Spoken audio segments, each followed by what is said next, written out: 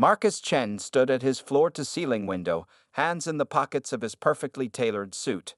From the 85th floor of Chen Technologies headquarters, New York City looked like his personal playground. Every glass building that caught the morning sun reminded him of another company he had bought or beaten. At 45 years old, he had everything money could buy, and he wanted more. His phone buzzed for the third time that morning. Emma's smiling face appeared on the screen, his wife of 7 years, and the only person who could still make his heart skip a beat. He thought about ignoring it, like the previous 2 calls, but guilt won over. "Hey, love," he answered, eyes still fixed on his empire below. "Marcus, please tell me you didn't forget." Emma's voice carried a mix of hope and resignation that had become all too familiar lately. "The 12-week ultrasound is in an hour. Dr. Peterson said this one is really important." Marcus closed his eyes and rubbed his forehead. The ultrasound. Of course, their miracle baby, coming after 3 painful years of trying. He glanced at his laptop screen, where the latest report on Summit Industries glowed with promise. His biggest rival was finally showing weakness, their stock price dropping after a failed product launch. "I'll be there," he said, checking his Rolex. "Just need to finish one quick meeting." "That's what you said about Sarah's debate championship last month," Emma replied softly. The pain in her voice made him grip his phone tighter.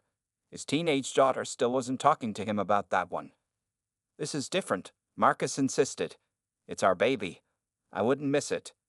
After hanging up, Marcus walked to his desk.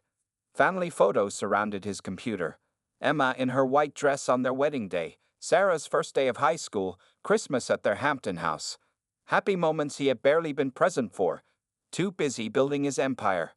His assistant knocked and entered without waiting. "Sir, the board members are gathered. They're waiting for your presentation on the Summit takeover." Marcus nodded, gathering his papers.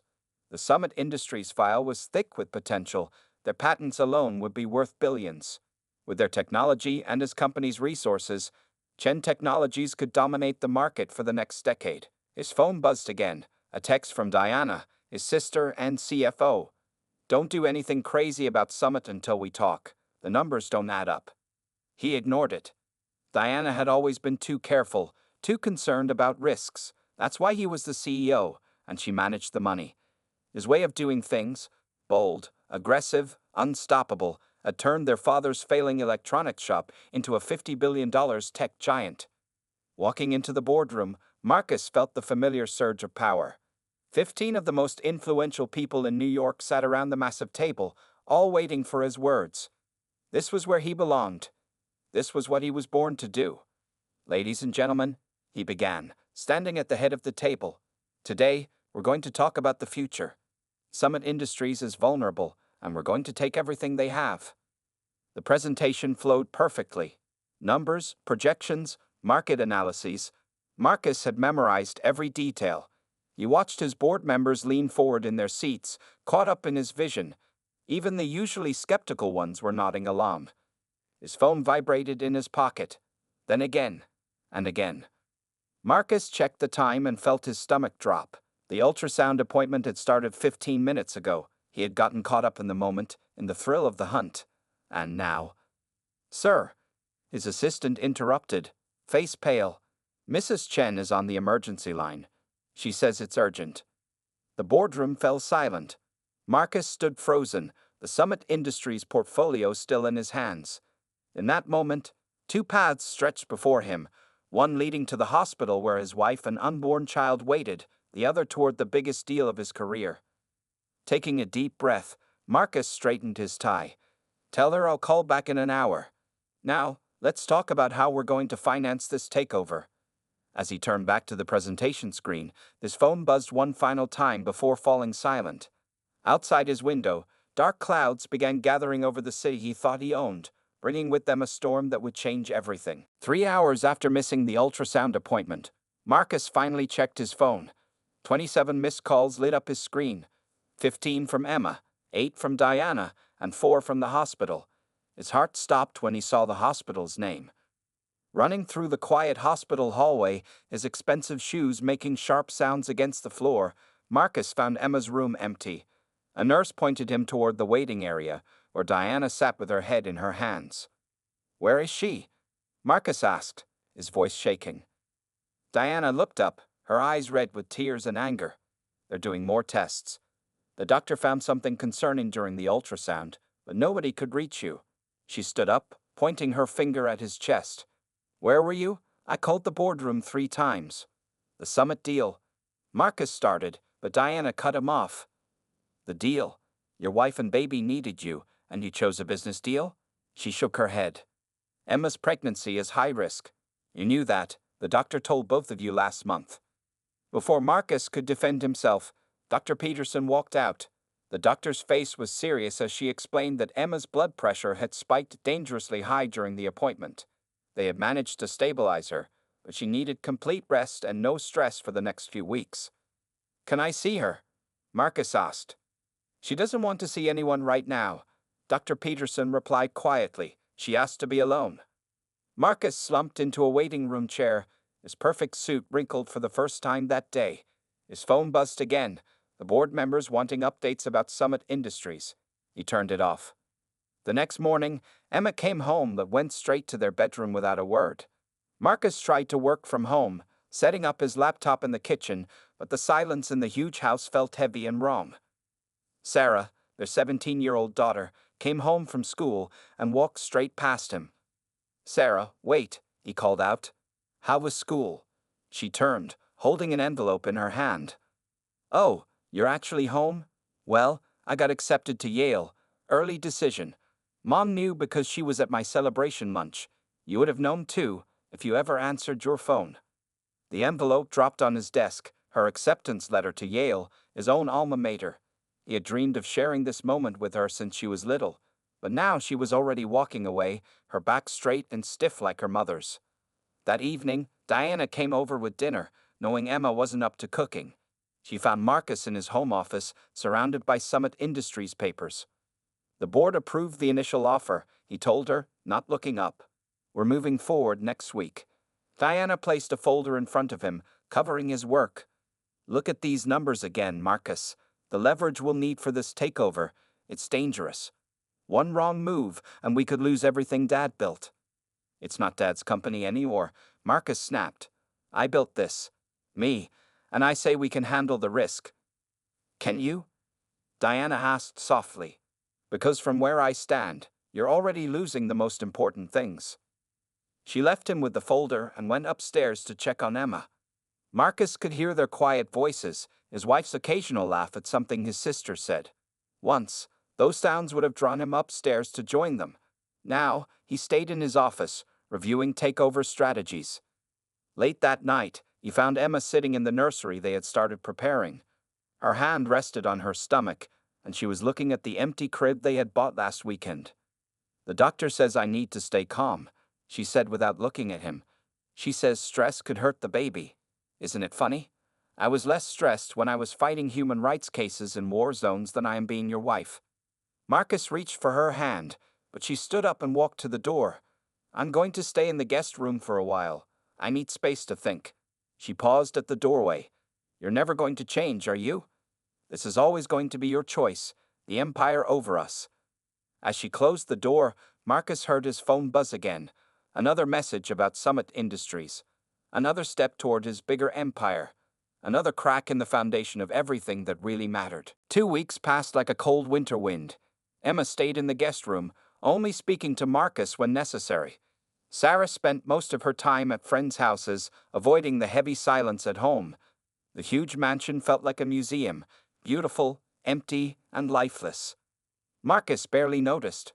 The Summit Industries takeover had become more complicated than expected. Their CEO, James Morrison, was fighting back hard, calling Marcus a corporate shark in the newspapers.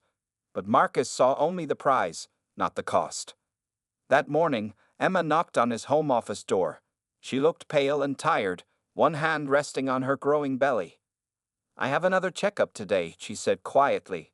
Dr. Peterson wants to do some extra tests. Something about the baby's heartbeat wasn't quite right last time. Marcus glanced at his calendar. Red marks covered the day.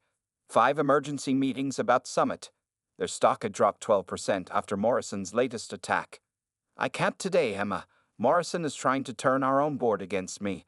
I have to be there. He stood up and tried to touch her arm. Take Diana with you. She's better at these things anyway. Emma stepped back from his touch. Diana isn't the baby's father. Her voice shook slightly. This is our child, Marcus. Remember when we used to talk about being parents together? About teaching them to ride bikes and reading bedtime stories? Of course I remember, Marcus said, checking his phone as it buzzed again. But right now, thousands of jobs depend on me. The whole company could fall if I don't handle this right. And what about our family? Isn't it falling right now? Emma's eyes filled with tears, but she wiped them away quickly. I don't feel right, Marcus. Something's wrong. I can feel it. For a moment, Marcus hesitated. He saw the fear in his wife's eyes, noticed how she held her stomach protectively. But then his phone buzzed again. Morrison was calling an emergency press conference. The takeover was at its most critical point. I'll make it up to you, he promised, already gathering his papers. We'll go away somewhere after this deal is done. Just us. Like our honeymoon. Emma watched him pack his briefcase, her face becoming blank and distant. There won't be an after, will there? There's always going to be another deal, another crisis, another reason to choose the empire. She left without another word. Marcus wanted to follow her, but his phone was already ringing again. The board was waiting. At the office, chaos ruled.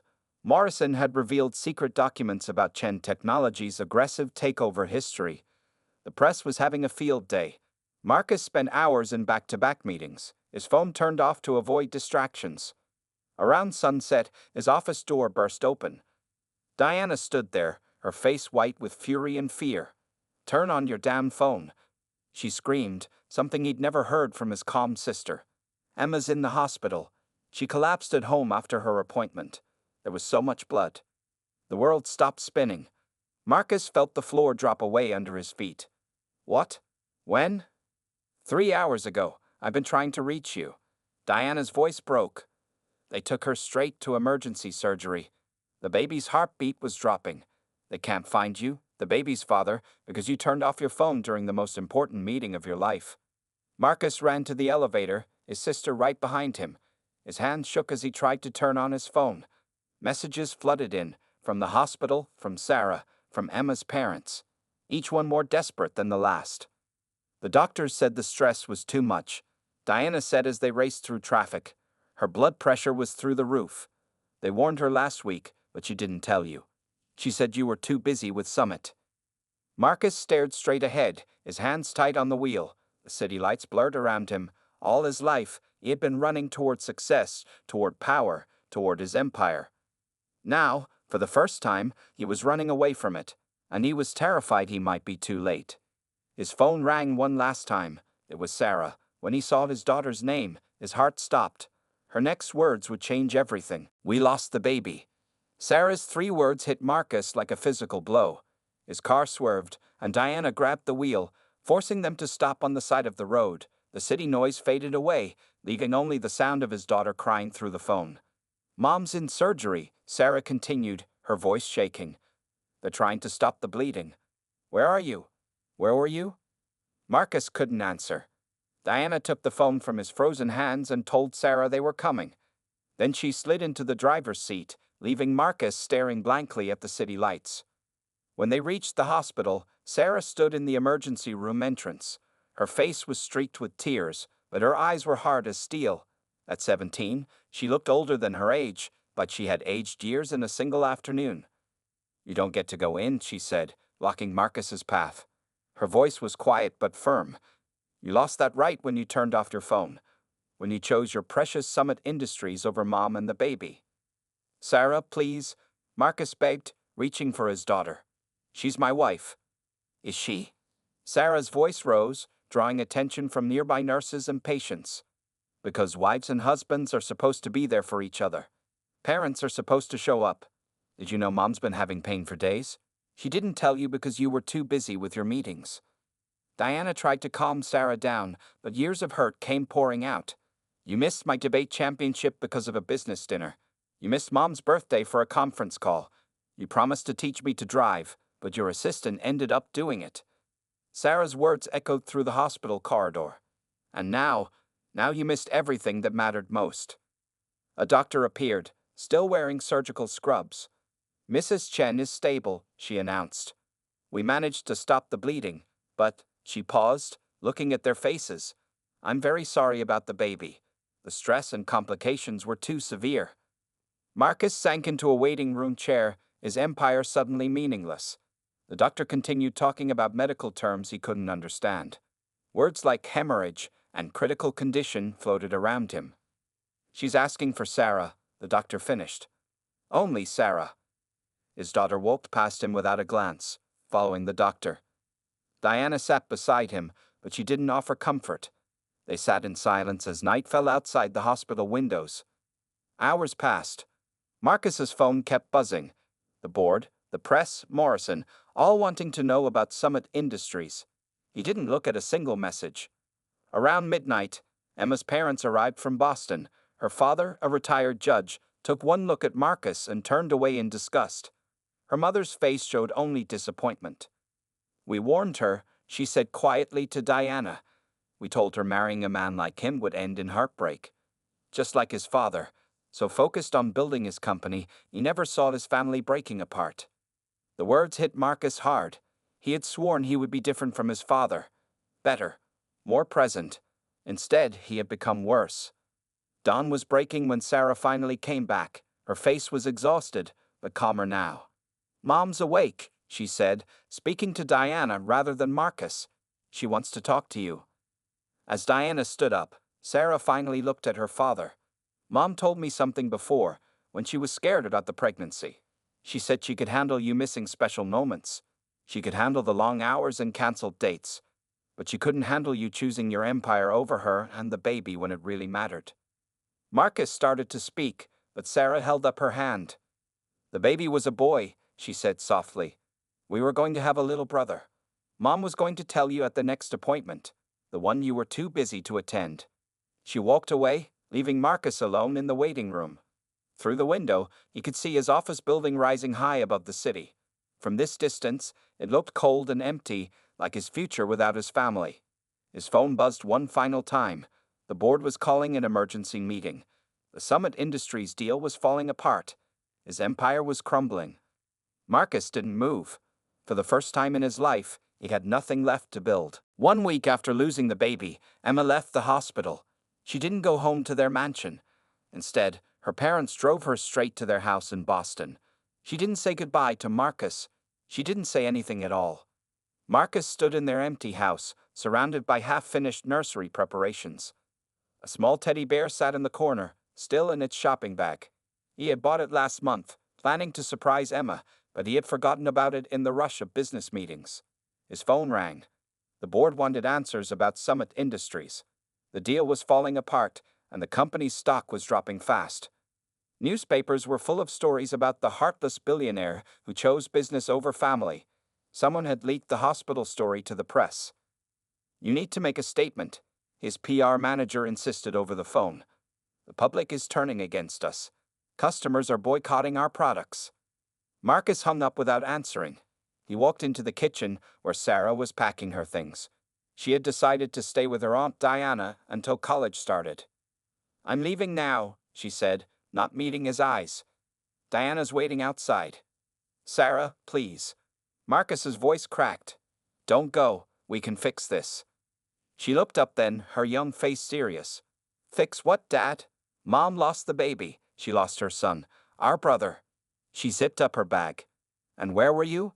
"In a meeting about buying another company you don't need." The front door closed behind her with a quiet click that somehow hurt more than a slam would have. Days passed in a blur. Marcus didn't go to the office. He sat in the nursery, staring at the empty crib. Diana brought him food and news he didn't want to hear.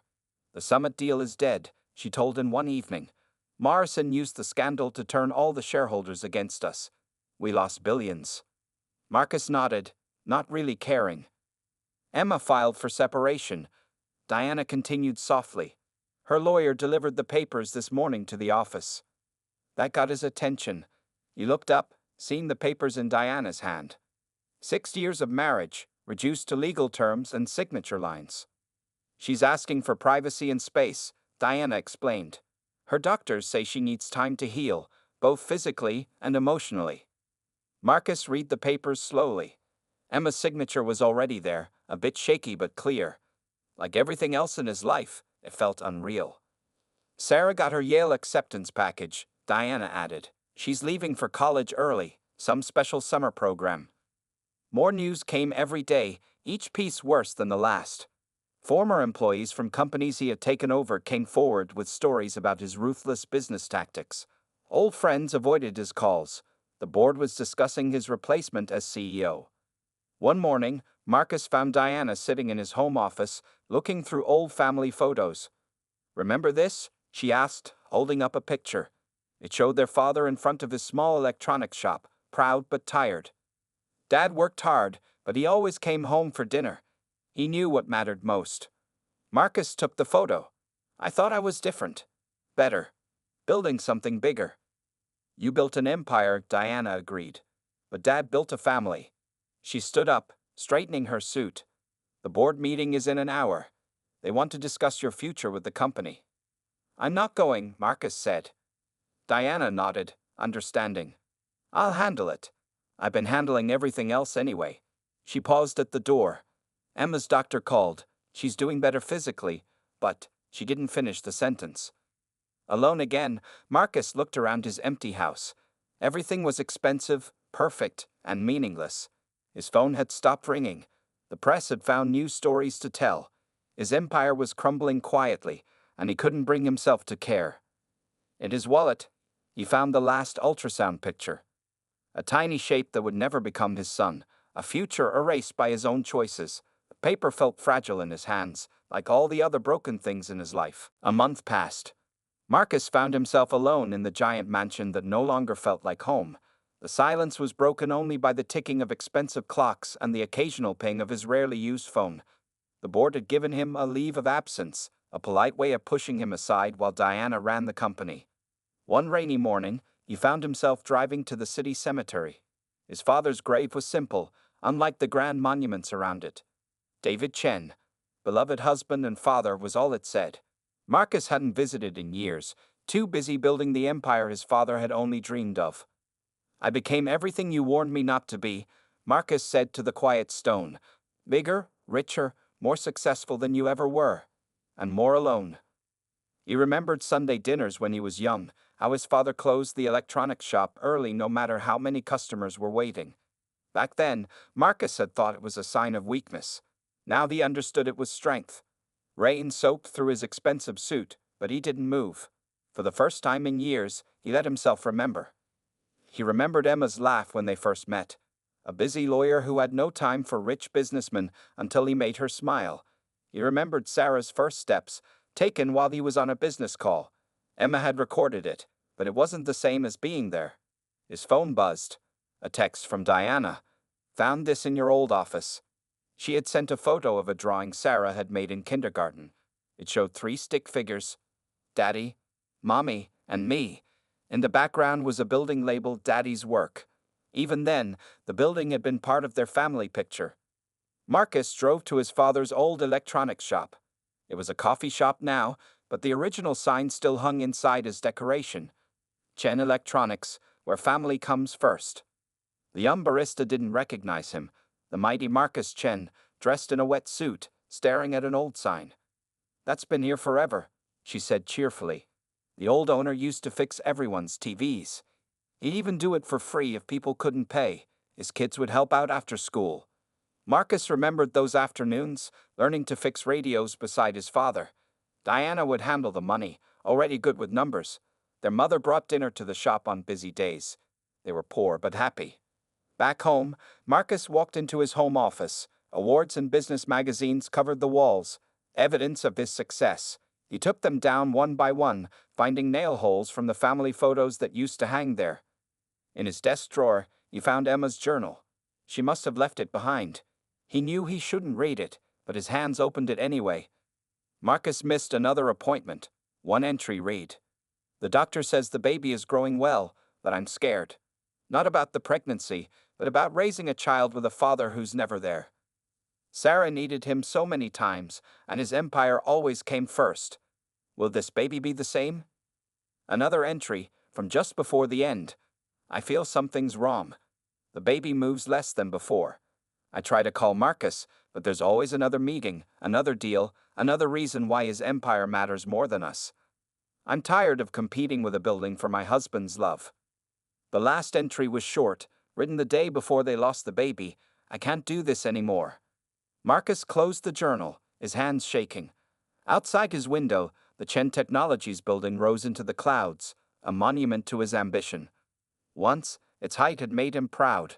Now it looked like a wall he had built between himself and everything that mattered. He picked up his phone and, for the first time in weeks, made a call. "Hello," he said quietly. "This is Marcus Chen. I'd like to schedule an appointment with a therapist." It was a small step, like the first brick his father had laid in his little electronics shop. That maybe, like his father, he could build something that would last, not an empire of glass and steel, but bridges back to the people he loved. 3 months into therapy, Marcus sat in a circle with 6 other business executives. The support group met in a simple community center, not the luxury hotels where he used to give speeches. Here, he wasn't the famous Marcus Chen. He was just another man trying to fix his broken life. "My name is Marcus," he said, his voice quiet but clear, "and I lost my family to my ambition." Around the circle, heads nodded. They all had similar stories: missed birthdays, broken marriages, children who wouldn't speak to them. Their empires had cost them everything that mattered. After the meeting, he walked to Diana's office. Chen Technologies looked different from the outside, like a stranger's home. His sister had changed things. The aggressive takeover plans were gone, replaced by sustainable growth strategies. "The board wants you to sign these," Diana said, pushing some papers across her desk. She was sitting in his old chair, looking more comfortable in it than he ever had. Marcus read the documents slowly. It would make his leave of absence permanent, with Diana becoming the official CEO. His name would stay on the building, but his power would be gone. "Sign them," Diana said gently. "You don't need this anymore." He signed. The empire he had built would go on without him, and for the first time, that felt right. Outside, he checked his phone. Sarah had sent a text. Her first direct message in months. "Mom's doing better. She's teaching law again at Boston University." Marcus smiled at the small piece of news. His therapist had taught him to appreciate these tiny connections, these small bridges back to his family. That afternoon, he visited the children's hospital where Emma used to volunteer. The staff looked surprised to see him there, even more surprised when he asked about their needs. "We've been trying to build a new wing for high-risk pregnancies," the hospital director explained, "but funding is hard to find." Marcus wrote a check that made the director's eyes widen. "One condition," he said. "Don't put my name on it. Call it the Emma Chen Wing." He started spending his mornings at a youth center, teaching kids about business basics. Not the aggressive tactics he had used, but his father's old lessons about honest work and putting family first. The children didn't know he was once one of the richest men in New York. They just called him Mr. Chen and asked him to fix their broken phones, like his father used to do. One evening, his therapist asked him a simple question: "What do you want now?" Marcus thought about the empire he had lost, the last towers he had built. They seemed less important now. "I want to hear my daughter laugh again," he said. "I want to see my wife smile. I want to be the kind of man my father was, someone who built people up instead of tearing them down." The therapist nodded. "That's a different kind of empire." Marcus started the Chen Family Foundation, using his remaining wealth to support work-life balance programs and research into preventing pregnancy complications. He worked from a small office, not a penthouse, and left at 5 o'clock every day. Sarah sent more texts, short ones at first, pictures from Yale, comments about her classes, then longer ones, telling him about her dreams of becoming a lawyer like her mother. Emma still didn't contact him directly, but Diana said she had asked about the hospital wing. She was touched, Diana reported. She said it might help other families avoid what we went through. 1 year after the day that changed everything, Marcus stood in front of his father's grave again. This time, he brought fresh flowers and a small ultrasound picture, the last image of the son he never met. "I'm trying to be more like you, Dad," he said quietly. "Building slower, but building things that last." His phone buzzed. Another text from Sarah. "Mom's birthday is next week. She said it would be okay if you came to dinner. Just dinner, nothing more. Want to try?" Marcus looked at the message for a long time. It wasn't forgiveness, not yet, but it was a foundation, and this time he would build on it slowly, carefully, putting every brick in place with love instead of ambition. Emma's birthday dinner was set for 7 o'clock at her parents' home in Boston. Marcus arrived at 6:30, carrying a small gift bag and a heart full of hope and fear. He sat in his car, watching the familiar house where his wife had been healing for the past year. This wasn't the first time he'd seen Emma since that terrible day at the hospital. There had been careful meetings with therapists, short conversations at Sarah's college events, and brief moments at family gatherings. But this was different. This was Emma's special day, and she had allowed him to be part of it. Sarah opened the door before he could knock. His daughter had changed during her first year at Yale. She looked more confident, more like her mother. "You're early," she said, but her voice was gentle. "Mom's still getting ready. Want to help me with the cake?" In the kitchen, they worked together quietly. Marcus watched as Sarah wrote "Happy Birthday, Mom" on the cake with steady hands. It was chocolate with vanilla frosting, Emma's favorite. "I'm proud of you," Marcus said softly. "Your mom told me about your grades at Yale. Top of your class, just like she was." Sarah smiled a little. "Thanks, Dad." The word Dad didn't sound forced anymore. "Diana says you're doing good work at the youth center." "I'm trying," he replied. "Those kids remind me of when I used to help in Grandpa's shop, before I forgot what really mattered." They heard footsteps on the stairs. Emma entered the kitchen, looking beautiful in a simple blue dress. She had started teaching full-time at the university, and it suited her. There was color in her cheeks again, life in her eyes. "Happy birthday," Marcus said quietly, holding out the small gift bag. Emma opened it carefully. Inside was a framed photo of her father's old law office, where she had first worked as a student. Marcus had tracked down the picture from the university archives.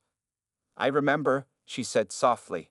"This was where I decided to become a human rights lawyer. Before I met you, before everything changed." "Before I made you change," Marcus corrected. "You were amazing then, you're amazing now." Emma touched the picture gently. "Diana told me about the hospital wing, and Sarah says you're teaching kids about business." "I'm trying to build something different now," Marcus explained. "Something my father would have been proud of, something our son would have been proud of." The room grew quiet. It was the first time they had spoken directly about the baby they lost. Emma's hands trembled slightly, but she didn't turn away. "I named him David," she said finally, "after your father. I hope that's okay." Marcus felt tears in his eyes. "It's perfect." The dinner was quiet but not uncomfortable. Emma's parents were polite, and Sarah helped keep the conversation flowing. They talked about her law school plans, Diana's success with the company, and the families the new hospital wing had helped. As the evening ended, Emma walked Marcus to his car. The Boston night was cool and clear, so different from their old life in New York. "I'm teaching a class on corporate responsibility next semester," she said. "The students could use a real-world perspective, someone who's seen both sides." Marcus understood the invitation in her words. "I'd like that," he said. "If you're sure." Emma looked at him for a long moment. "I'm not ready for more than this," she said honestly, "but I'm glad you're finding your way back. To yourself. To us." "One day at a time," Marcus replied, remembering his therapist's words. "Like Dad used to build his business. Small steps, but in the right direction." He drove home to his small Boston apartment, not far from Emma's house and Sarah's campus. His old empire still stood in New York, but his new life was here, building slowly. On his wall hung two pictures, the last ultrasound of baby David and his father's old shop sign. Between them was a new photo from tonight, Emma, Sarah, and him around the birthday cake. It wasn't perfect, but it was real. It was a foundation. His phone buzzed with a message from Sarah. "Thanks for coming, Dad. Same time next Sunday?" Marcus smiled. His new empire wasn't built of glass and steel. It was built of Sunday dinners, classroom visits, and slow healing hearts. And this time, he would make sure it lasted.